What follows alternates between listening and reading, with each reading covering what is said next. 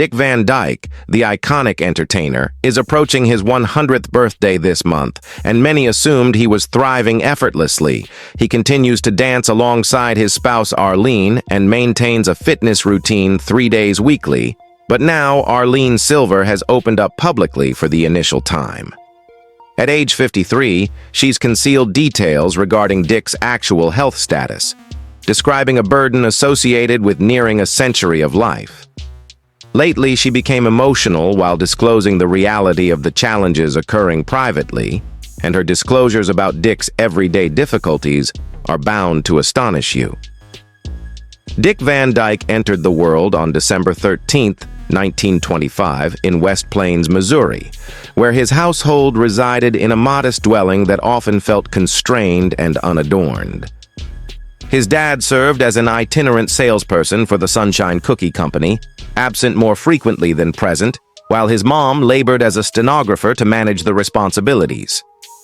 Since finances seldom sufficed, Dick quickly mastered self-amusement through humor and short tales, a practice that evolved into a significant aspect of his character over the years.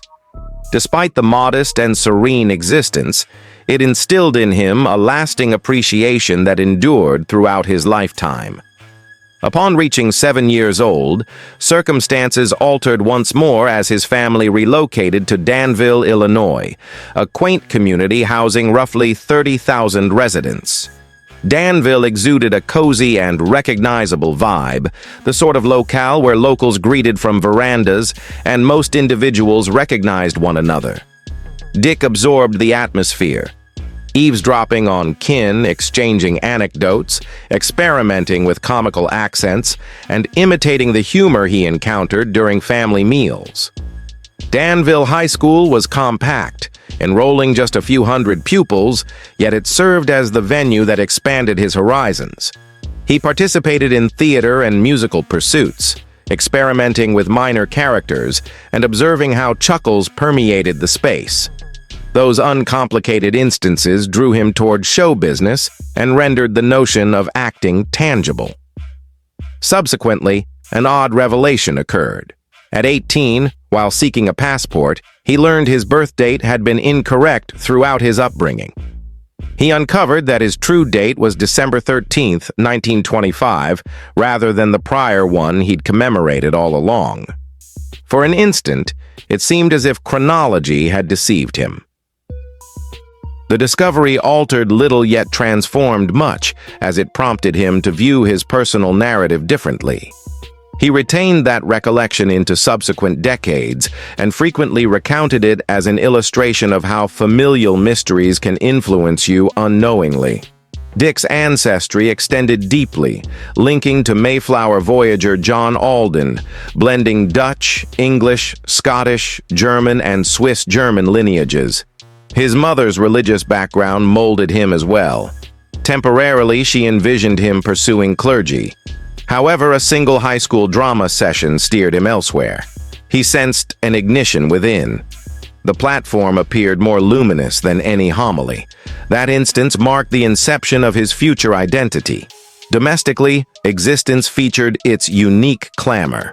His junior sibling, Jerry, arrived in 1931 and delighted in mischief, concealing Dick's assignments and executing minor tricks that filled the residence with exasperation and mirth. Eventually, they collaborated on The Dick Van Dyke Show, but as youngsters, their vitality fueled one another. Education presented additional astonishments. Dick's peers encompassed Donald O'Connor, Bobby Short, and a relative of Gene Hackman. Being among such aptitude demonstrated to him the essence of showbiz. Each minor school production seemed like rehearsal for grander endeavors. By 1943, Dick completed Danville High amid global conflict.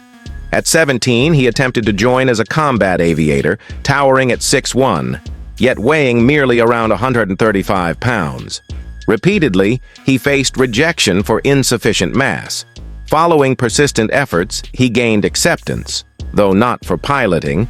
Rather, they prepared him as a radio broadcaster. He underwent intelligence assessments, health checks, and relentless exercises prior to assignment in Toledo, Ohio. His vision proved inadequate, and aviation evaluations faltered. Thus, he wound up presenting on a program titled Flight Time, delivering updates and amusement to servicemen, gradually drawing him nearer to his destined realm. At Camp Crowder in Missouri, he emceed programs for troops and partnered with Phil Erickson, devising a mute comedic routine dubbed the Merry Mutes. Their bits satirized superiors, and one routine escalated to the point where both risked military trial.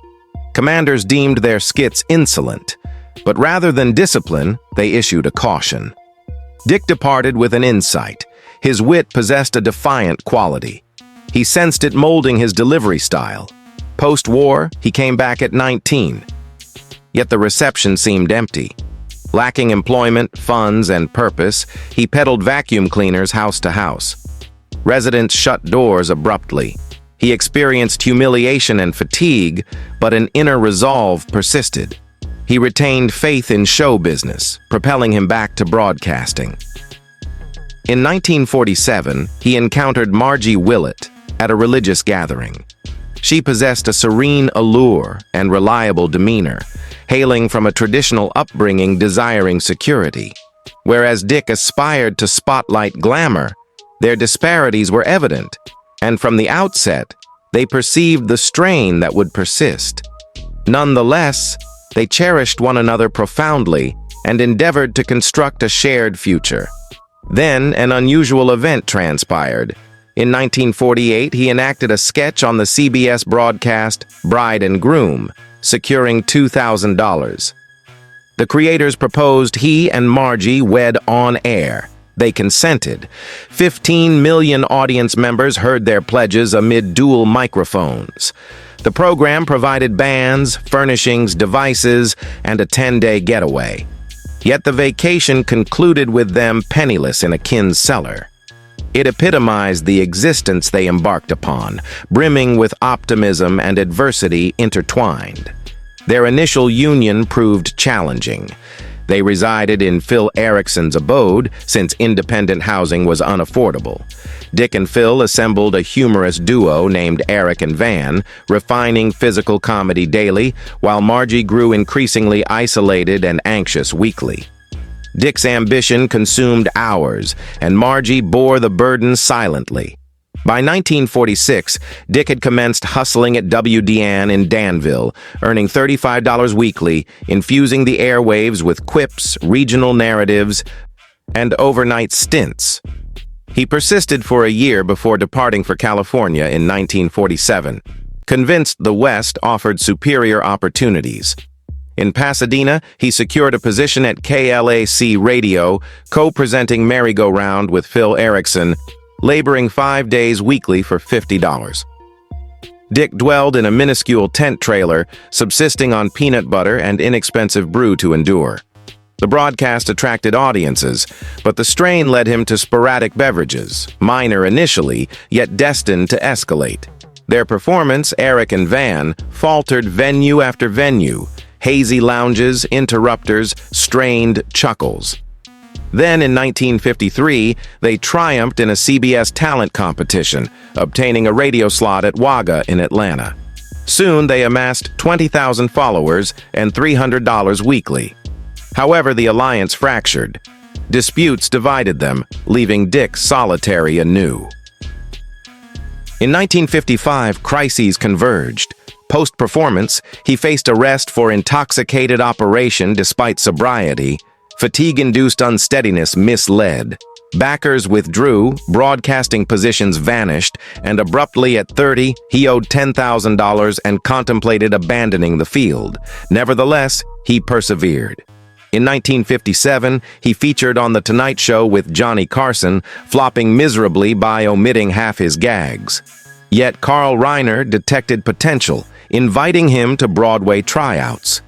In 1958, Dyke landed a minor part in The Girls Against the Boys for $25 weekly, scarcely covering meals, but it anchored him in New York and unveiled unforeseen paths.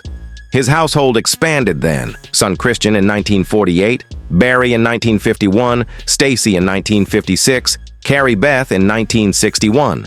As Dick shifted gigs, his spouse served tables to sustain them. The stress intensified his imbibing. Each reversal prompted another concealed spree. Residences relocated frequently, finances fluctuated, and their union bore enduring wounds.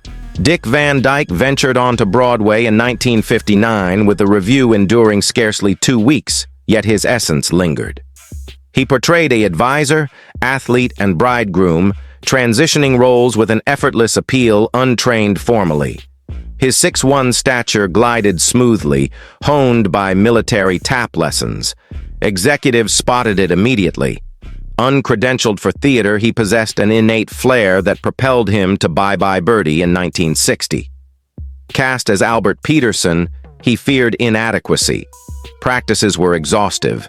With minimal musical background, he endured. Then, April 14, 1960, illuminated the Martin Beck Theater as he entered. Spectators embraced him swiftly. Reviewers praised his innocent everyman approach, rendering Albert authentic. The production sustained 607 shows, grossing over $2 million. Van Dyke earned $500 weekly. Yet as fame ascended, he discreetly contributed to philanthropy. Triumph escalated. In 1961, he claimed the Tony for Top Featured Performer in a Musical. The spectacle secured 4 Tonys overall, though insiders noted the oddity that the lead bearing much responsibility received disproportionately less compensation. Backstage, matters were harsh. Director-choreographer Gower Champion demanded flawlessness. In tryouts, Van Dyke fumbled a choreography segment. Champion's biting feedback humiliated him to near resignation. But Carl Reiner persuaded continuance, offering needed backing. That episode forged his resilient, kind persona under duress, influencing industry perceptions. Hollywood beckoned. The 1963 Bye Bye Birdie adaptation reprised him as Albert, but unanticipated contract disputes halved his fee from $25,000 to $10,000, a stark lesson in studio treatment of stage artists. The flick succeeded, bolstered by Anne Margaret, yet it revealed film's cutthroat nature. Achievements proliferated. 3 Emmy nods from specials. However, this era drained him. Amid Bye Bye Birdie, he uncovered Margie's pill reliance. The jolt struck deeply. Post-performances, he sought solace in liquor, allowing tabs to accumulate unchecked, initiating protracted personal turmoil. In 1961, an improbable occurrence unfolded. The Dick Van Dyke Show faced dual CBS rejections for excessive New York flavor.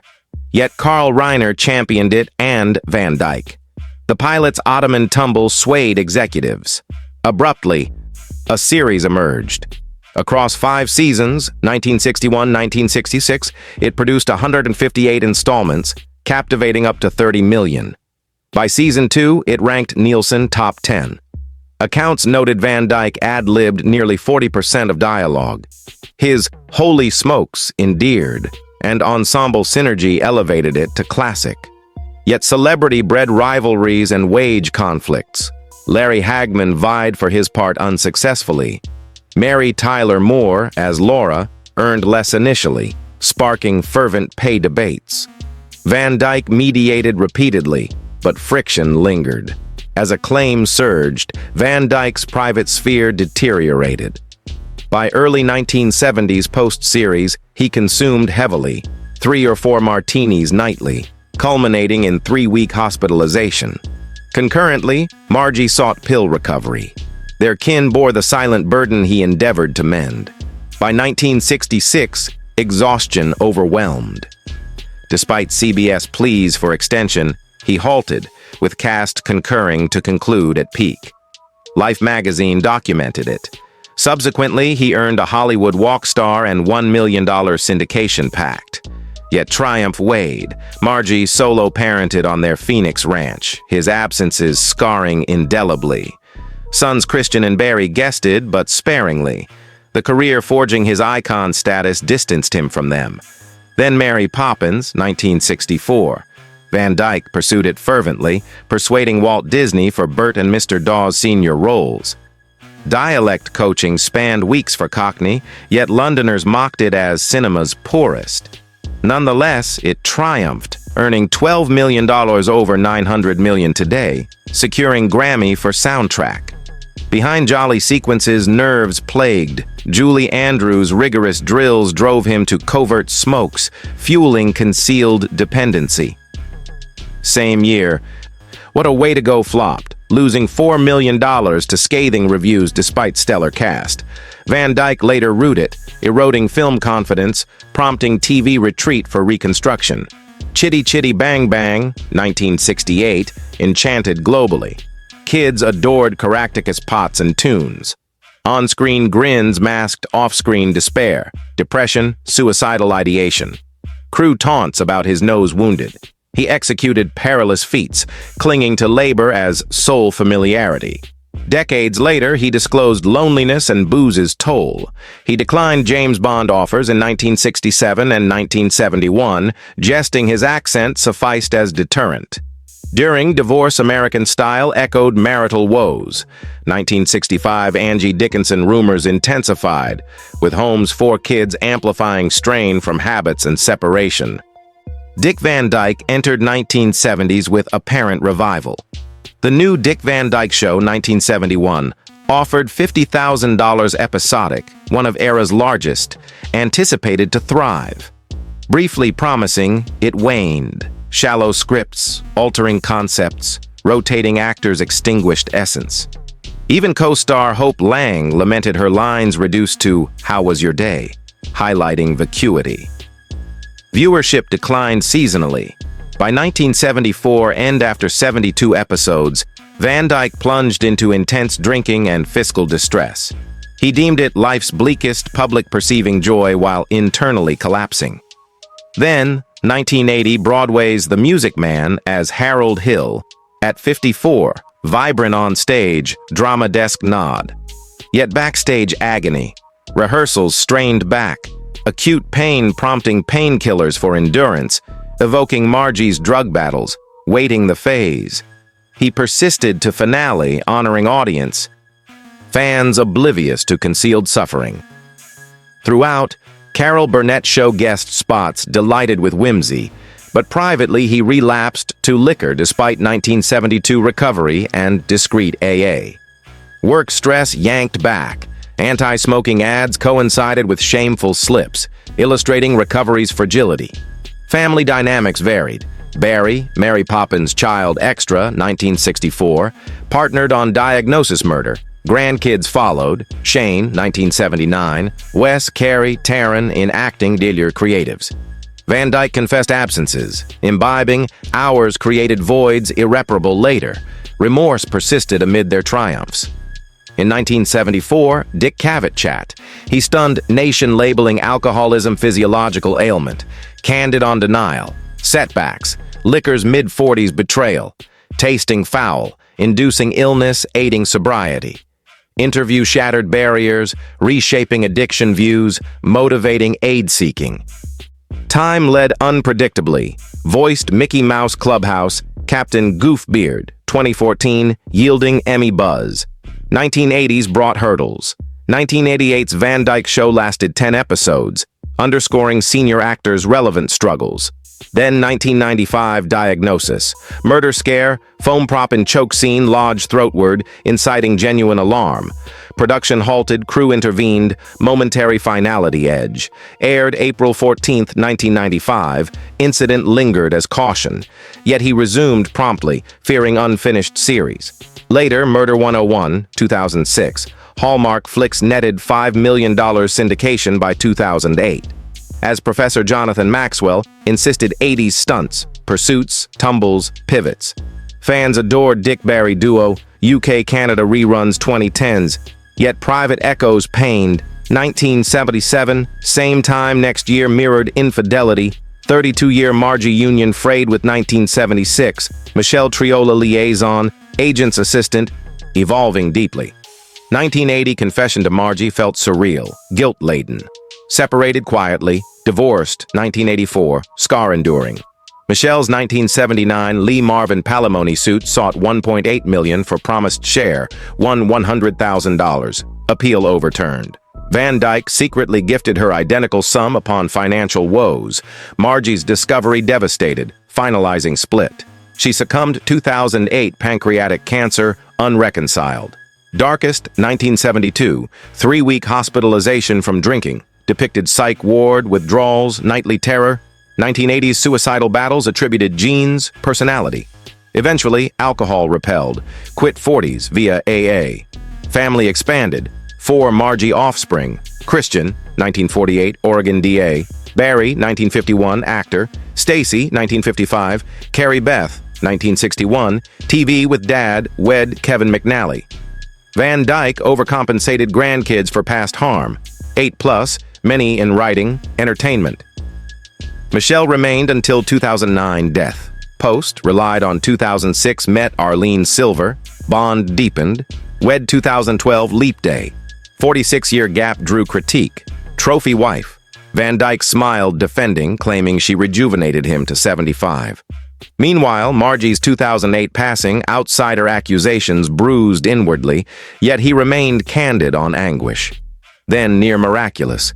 June 2024, oldest daytime Emmy winner at 98 for Days of Our Lives guest, Timothy Robichaux, 4 September 2024 episodes. LA ovation thundered. Bested Guy Pearce, Allie Mills, quipped spy from primetime. Crowd heard, had he foreseen longevity, better self-care. But maturity casts shadows. 53-year-old Arlene discusses burden of nearing century. Outlived most pals, Ed Asner, Norman Lear, others. Occasionally feels reduced, fatigued for journeys, yet maintains optimism. Exercises thrice weekly, crediting activity for vitality. Foregone ventures like Odd Couple reunion post-2021 Asner death highlight Time's swift theft of companions over aspirations. He clings to positives, allowing negatives to dissipate. Nonetheless, solitude sneaks. He's whispered of absent cherished ones. Yet Arlene renders him 2/3 aged. They harmonize, waltz in parlor, fill days abundantly. She offers comfort countering elder isolation. He pens articles, pursues fresh parts. Nearing 100, optimism undimmed. For 99th birthday, December 2024, assembled with Barry, Carrie Beth, Wes, Taryn at Malibu's Vandy Manor. But festivity nearly tragic. December 9th, Franklin fire evacuated 20,000+, scorched 4,000 acres, razed 7+ homes. Pets rushed, neighbors aided escape. He later praised communal resilience. Explore Dick Van Dyke movies, Dick Van Dyke Health, 2025. Dick Van Dyke wife Arlene Silver for deeper insights on this legendary figure's inspiring journey.